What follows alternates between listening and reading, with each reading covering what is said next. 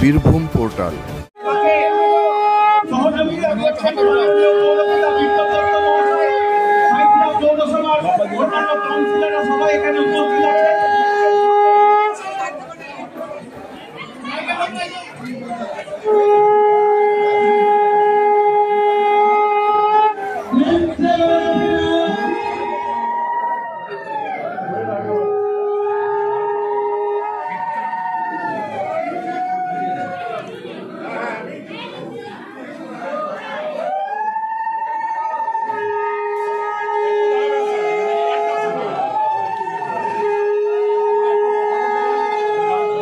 যে গোপীনাথ মন্দিরে আসতে হবে 200 বছরকার মন্দির, তা আমি বলেছিলাম যাব, 100 বার যাব।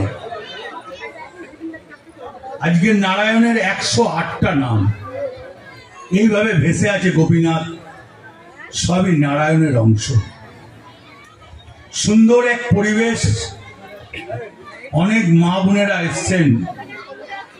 সবাইকে বলবো, এই গোপীনাথ তুমি সাঁইথিয়ার মানুষকে ভালো রাখো, 1 নম্বর ওয়ার্ডের মানুষকে ভালো রাখো, গোটা বীরভূম জেলার মানুষকে ভালো রাখো, গোটা পশ্চিমবাংলার মানুষকে ভালো রাখো। গোপীনাথ তোমার যথেষ্ট প্রভু, তোমার ক্ষমতা আছে, তুমি প্রভু, তুমি গোবিন্দ, তুমি সব পারো। তুমি তাই বলবো, সুন্দর একটা পরিবেশ যেন বীরভূম জেলা সুন্দরভাবে সেজে যায়।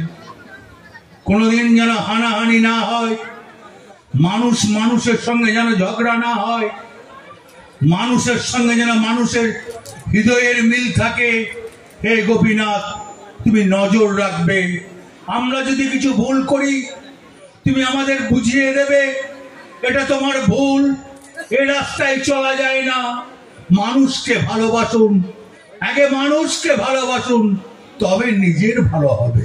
এ আমার কথা নয়, এ স্বয়ং গোবিন্দর কথা, এ আমার কথা নয়, স্বয়ং নারায়ণের কথা। তাই বন্ধু, সাঁইথায় এসে খুব ভালো লাগলো। অল কাউন্সিলররা এখানে আছেন, সব কাউন্সিলর এখানে আছেন, সাধন থেকে, পেনাকি থেকে, সঞ্জু থেকে, 1 নম্বর 12 নম্বর বললাম, সবাই আছেন। অনেক মহিলা কাউন্সিলর আছেন, এখানকার এমএলএ লীলাবতী, খুব ভালো মেয়ে। আমি যখন লীলাবতীকে ক্যান্ডিডেট করি, তখন দেবা বলছে, ক্যান্ডিডেট টিকিট পাবো? এটা অবাক হয়ে গিয়েছিল। ওর দোষ নাই। আমরা যে কালচারে আগে ছিলাম, নাম পাঠাতাম একজনার, নাম আসতো আর একজনার। তাই বন্ধু, আজ গোপীনাথ মন্দিরে দাঁড়িয়ে বলছি, আপনাদের সঙ্গে আমি আছি। যখন ডাকবেন আমি আপনাদের পাশে থাকবো, সুখে দুঃখে সাথী হব, যা বলবেন তাই করব। জয় গোপীনাথের জয়, এখানকার মানুষের জয়।